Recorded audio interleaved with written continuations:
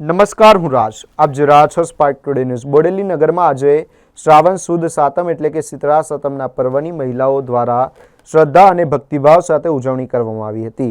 શીતળા સાતમ નિમિત્તે વહેલી સવારથી જ બોડેલીના વિવિધ મંદિરો તેમજ ભૂદેવોના ઘરે શીતળા માતાની પ્રતિમા બનાવી એક દિવસ માટે સ્થાપના કરવામાં આવી હતી. મહિલાઓ કડવી વેલ, ફૂલ, અબીલ, ગુલાલ, કંકુ અને ચોખા સહિતની પૂજાની સામગ્રી લઈને માતાજીના દર્શન અને પૂજા માટે પહોંચી હતી.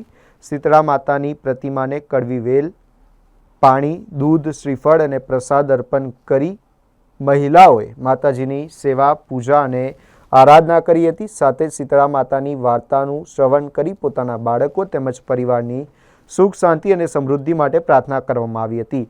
શીતળા સાતમના દિવસે મહિલાઓ દ્વારા પોતાના ઘરની સગડી અને ચૂલાની પણ પૂજા અર્ચના કરવામાં આવે છે. આ પર્વ સાથે ઠંડા ભોજનની પરંપરા પણ જોડાયેલી છે. શીતળા સાતમના દિવસે ઘરમાં ચૂલો ન સળગાવી ઠંડુ ભોજન આરોગવાની પરંપરા છે, જેના માટે ગૃહિણીઓ દ્વારા એક દિવસ અગાઉ એટલે કે રાંધણ છઠના દિવસે જ વિવિધ વાનગીઓ તૈયાર કરી દેવામાં આવે છે. આજે શીતળા સાતમના પર્વે એ જ ઠંડા ભોજનનો પ્રસાદ પરિવાર સાથે ગ્રહણ કરવામાં આવ્યો હતો. આમ બોડેલી નગરમાં શીતળા સાતમનો પર્વ પરંપરા, શ્રદ્ધા અને ભક્તિભાવ સાથે ઉજવાયો હતો. શ્રાવણ સુદ સાતમ એટલે શીતળા સાતમ. માં શીતળા માની સુહાસિની સ્ત્રીઓ પોતાના કુટુંબ માટે અને પોતાના બાળકોના રોગ, ભય અને મૃત્યુથી નિવારણ માટે અને તેમની રક્ષણ કરવા માટે આ વ્રત કરે છે. છઠને દિવસે સાંજથી એ લોકો ટાળું બનાવે છે. બીજે દિવસે માતાજીનું પૂજન કરી વાર્તા કરી તેનું આરાધન કરી અને પછી જમે છે. બહેનોને આજે રસોડામાં છુટ્ટી હોવાથી તે લોકો ખૂબ આનંદ કરે છે.